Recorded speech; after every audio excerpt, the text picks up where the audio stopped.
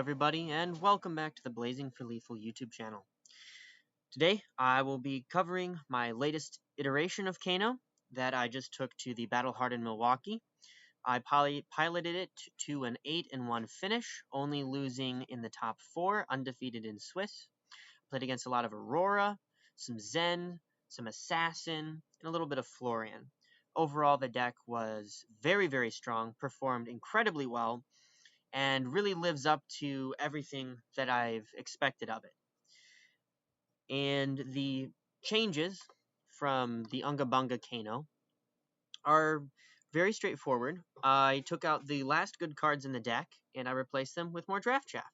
So this is now the ICBM, Intercontinental Ballistic Missile variation, and I'm running 9 Overflow the Aether Wells, along with my 9 Floodgates. Cut down on some blues, and I cut my spindles. So the deck has devolved even further. The game plan is to play potions, Energy Potion, Clarity Potion, Potion of Deja Vu, find Wildfire, find Blazing, and then win the game. And it does this with remarkable consistency, frightening consistency, in fact. I had a killable setup on turn 2 every game of the Battle Hardened, with the exception of my final game. And it makes a lot of sense. If you do a quick count here, you see 9 Floodgate, 9 Overflow, 3 Sonic Boom. So that's 21 guaranteed 4-spell lines, almost guaranteed 4-spell lines right there. And then Gaze the Ages puts us to 24. And if you count the extra Wildfires and Blazings as super combo extenders, which I do given the power of the combos when you flip those cards, you could say that you'll have about 30 or so bomb hits off the top going completely blind. So that's what the deck seeks to do. You put yourself in a situation where you're going to be able to either with Clarity, Deja Vu, etc., or pure luck, find extenders off the top, and the deck just goes and goes and goes, and it does not stop. My win rate, since I've cut Spindle and put in the overflows, just skyrocketed. I just finished about 100 games with this particular list. Yep, 101, and I won 91 of them. 90%, it's Talishar stats, granted, but 90% over 100 games is absolutely ludicrous. So that's where the deck has ended up. The sideboard remains dedicated to Enigma and Kano, and really any slow, grindy deck you can run the big spell package into. But the main focus of the deck is finding those incredible extension lines and going absolutely wild. Going 5 spells wide is fairly typical for this deck. As such, the game plan is entirely hinging on finding your Wildfire and finding Blazing Aether with extenders. Potions reign supreme here. You are a lot less aggressive about Kanoing as you were in Unga Bunga. Now you pretty much exclusively block and find potions, and if you decide not to block, you're digging for potions or combo pieces.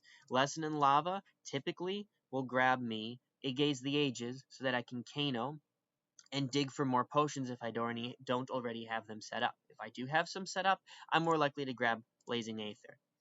I do not go Wildfire Lesson anymore. Out of the 100 games with this particular build, and all of my games in competitive events in recent memory, I have not gone for a Lesson in Lava line. It simply is too weak.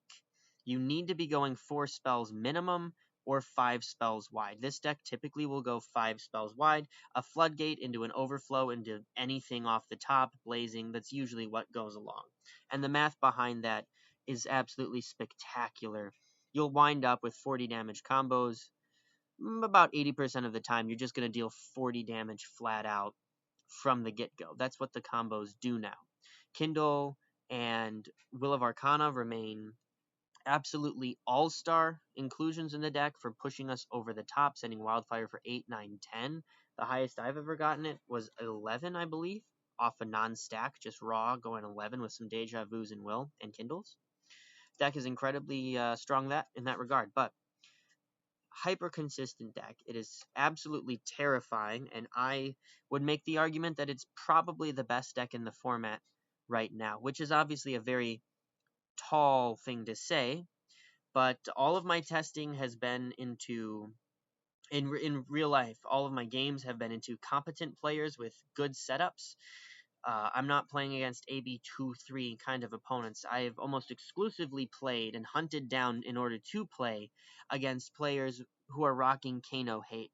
In the Battle Hardened, I played against one opponent who wasn't prepared for me. Everybody else had a good mixture of Spell Void and Arcane Barrier. My Wildfires usually only dealt a couple points of damage. It simply doesn't matter. There are so many hits in the deck.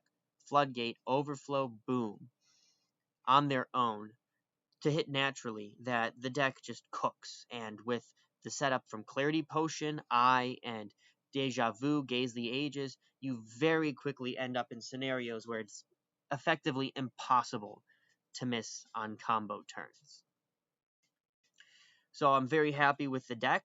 ICBM Kano is the new way. I cannot comprehend playing any other version of Kano at this point. I've played a lot of Tempo Kano recently, testing it compared to ICBM and even Unga Bunga Kano, and the disparity is just, it's a cliff. It is a complete cliff. This deck looks like it shouldn't work, but it absolutely dominates. I have yet to lose to an assassin with this deck.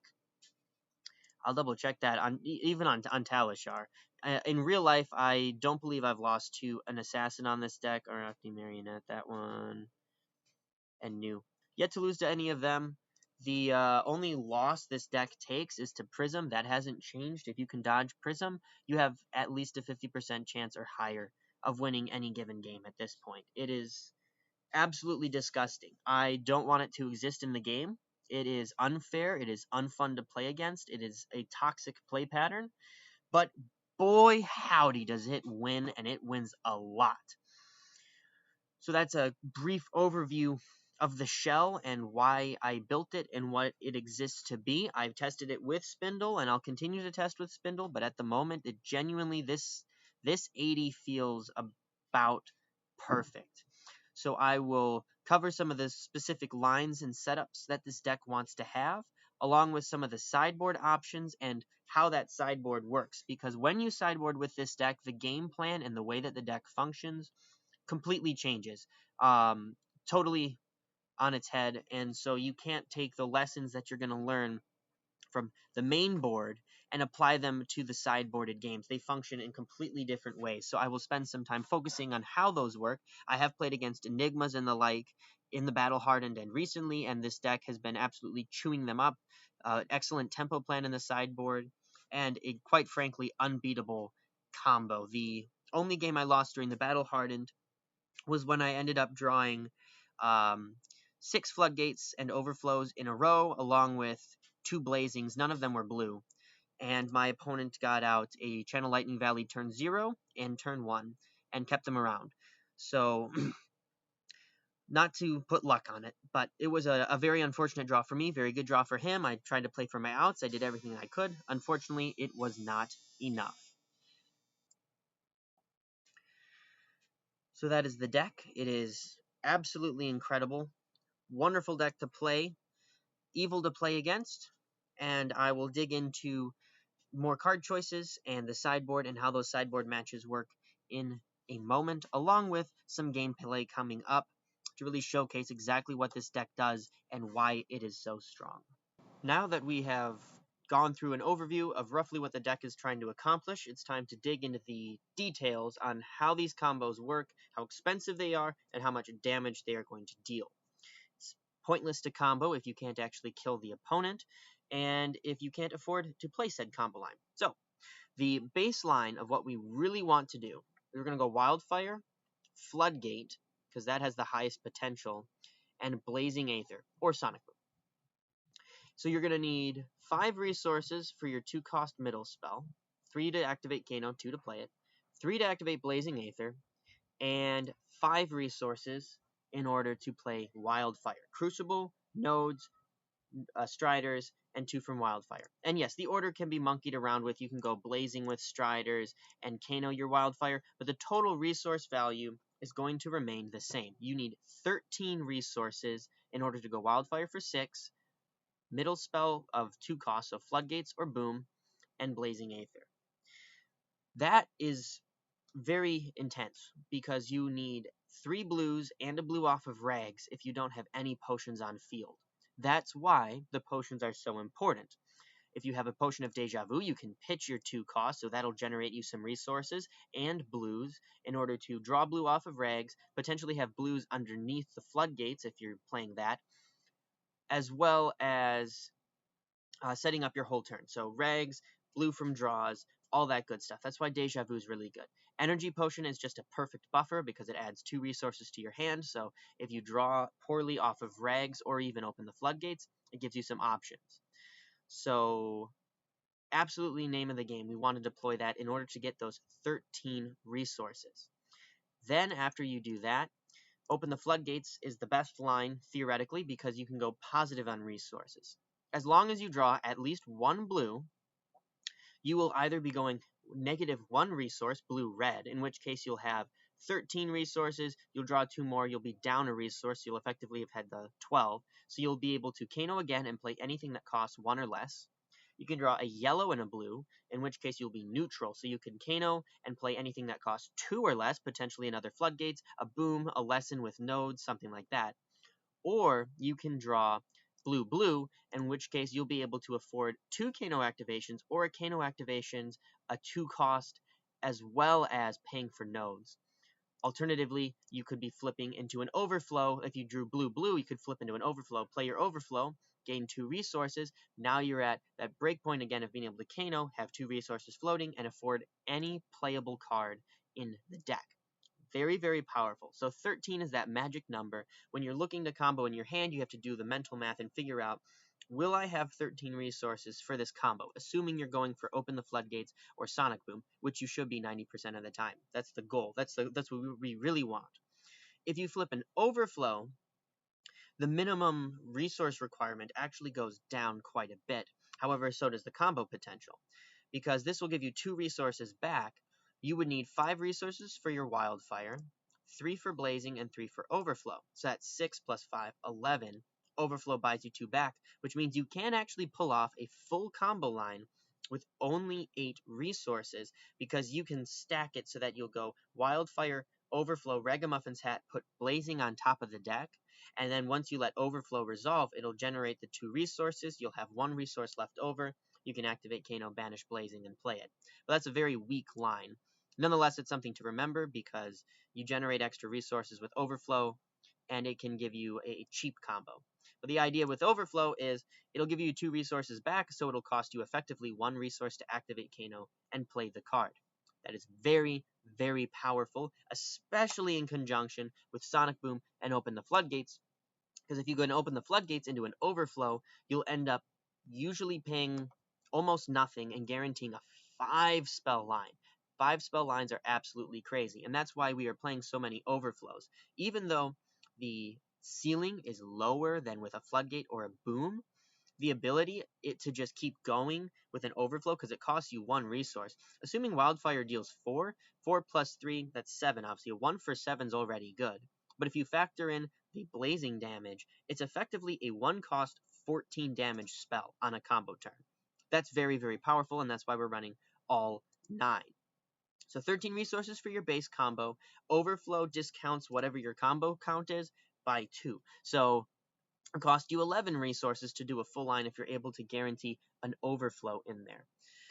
That makes it very strong and very consistent. That's why we're running so many of them, even though Spindle's not involved. And now on to the damage. What do you do with all of this damage? Well, everybody's familiar, anyone who's played Kano is very familiar with the +5, -5 idea. So a combo like Lesson and Lava, Wildfire, Lesson, Blazing, has a baseline of 26 damage, assuming Wildfire deals 4. Then every point of damage that Wildfire deals will deal an additional 5 to the combo, so 31 damage, or 5 less, 21 damage. Well, this actually extends into 4 and 5 and 6 and 7 spell lines in a slightly different form. it ends up going in an equation that works like this. If you were to go Wildfire for 4, and you have a 4-spell line, you take the damage dealt by Wildfire, multiply it by 7, so 4 times 7 is 28, then add double the value of your middle spells, and that will give you the total combo damage for that turn. For example, let's say you go open the floodgates, blue into a zap into blazing, and Wildfire dealt 4. We'd have Wildfire for 4 times 7 is 28, plus 1 doubled, so 2, so 30, and then zap, another 1 times 2 is 2, so 30, 32. You know, just by flipping off the top here, that if you go Wildfire, blue floodgate, blue zap, blazing, you're dealing 32 damage. And again, that'll change. If you were to do 3, you would have 3 times 7, 21, plus 2, plus 2. That's a lot less damage, isn't it? But that will stack. If you go on to a bigger spell line, a 5-spell line, it becomes 9. So you would go 4 times 9, 36, plus double the value of all your middle spells. Let's say it's 3 zaps this time. 36 plus 2 plus 2 plus 2. Now you have a 42 damage combo, just like that. So it saves you a lot of mental energy in trying to figure out, am I going to kill or not? You simply count up, how many spells wide am I going? Am I going 4 spells wide? It's multiply by 7, double the value of the middle spells, add it all together, that's your combo. You're going 5 spells? It's 9. 6 spells? It's 11. It increases by 2 every time.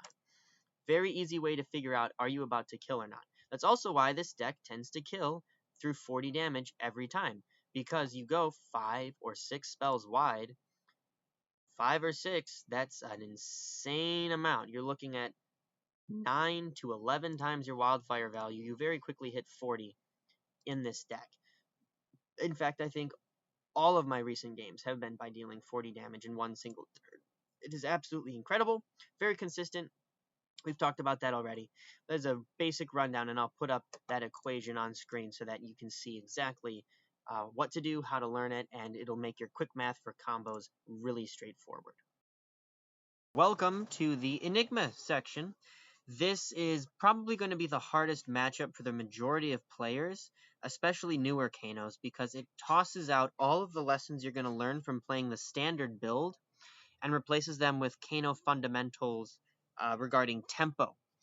So first thing you'll probably notice is that we are running Waning Moon instead of Crucible of Aetherwind.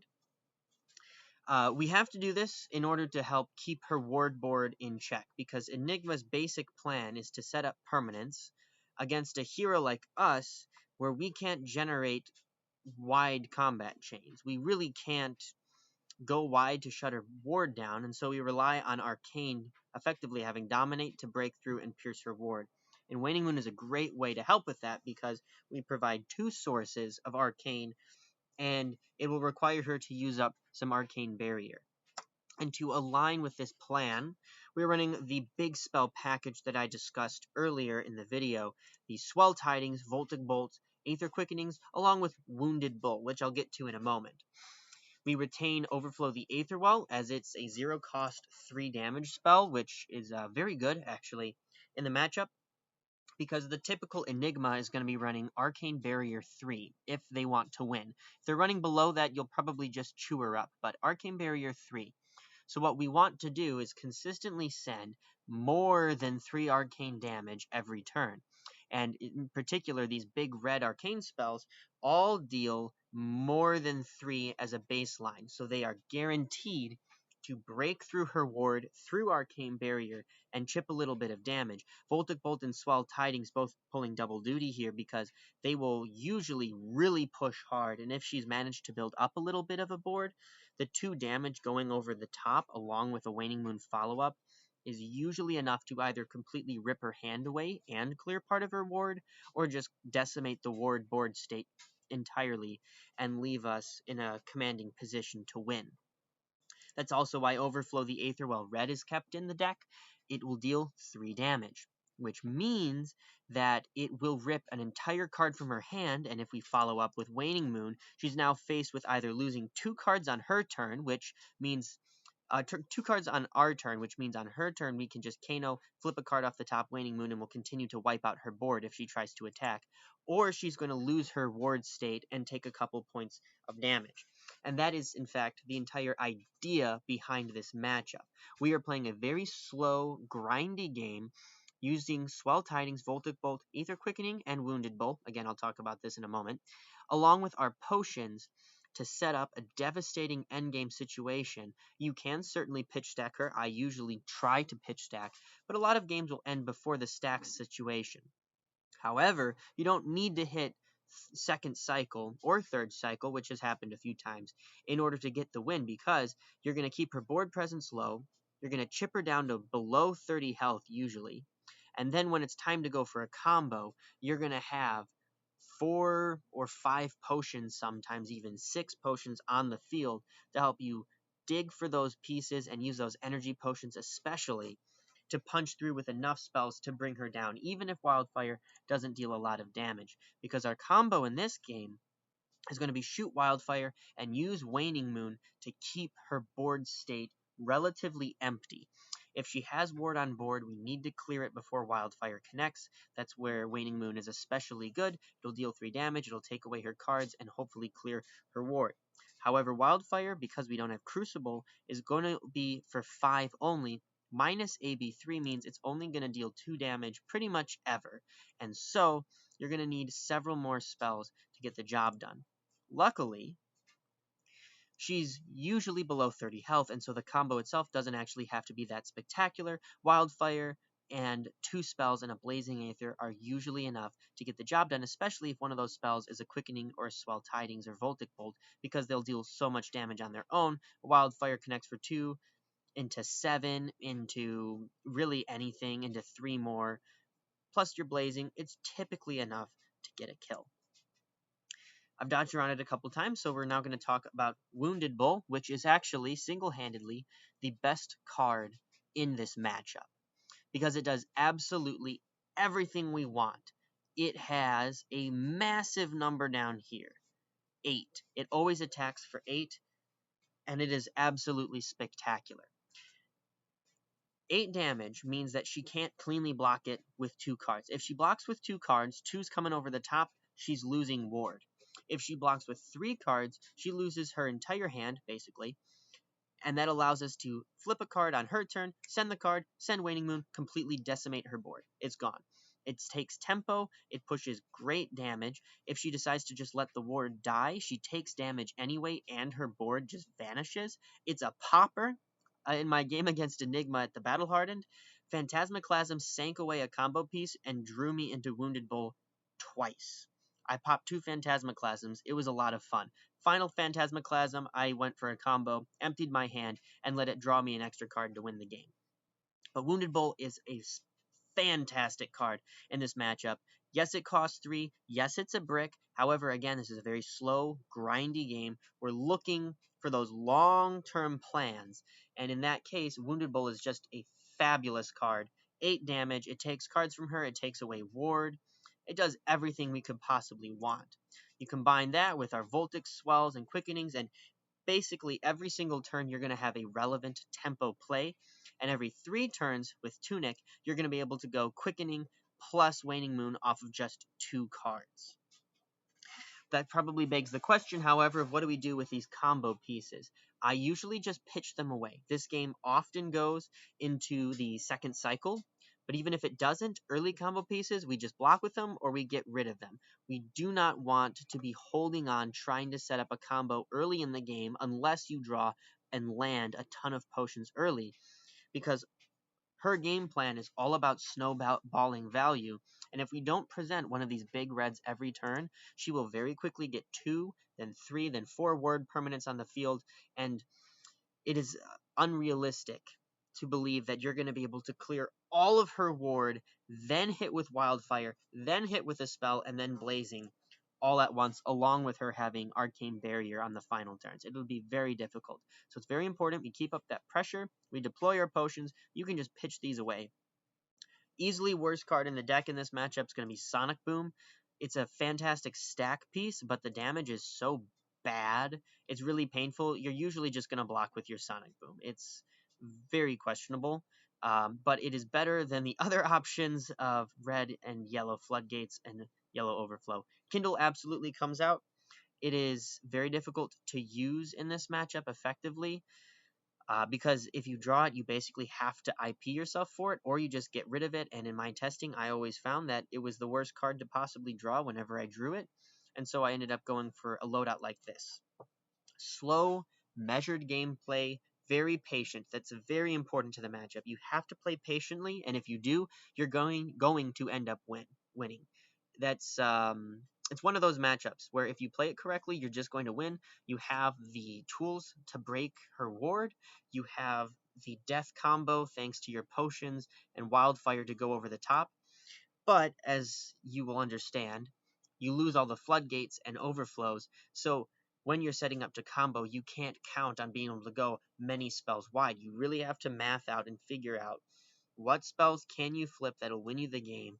Clarity Potion really helps for that, as you can do a quick check, but you can't expect to go super wide. You have to prepare to combo with just Wildfire and maybe a red or two, maybe a lesson, a boom, Waning Moon, and then Blazing Aether. Nonetheless, it is a difficult matchup.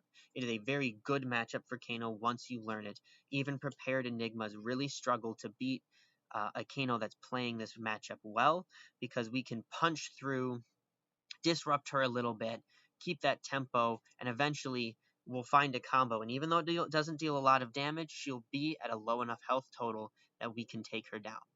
Very fun game to play, one of the last truly skill-intensive matchups. I absolutely love playing the matchup, but it is very difficult, and so I chose to take some time here and try to break down a little more of my thoughts on why I think Enigma is a good matchup, what our tools are, and what you need to be doing and what you need to be looking for when playing the game against her.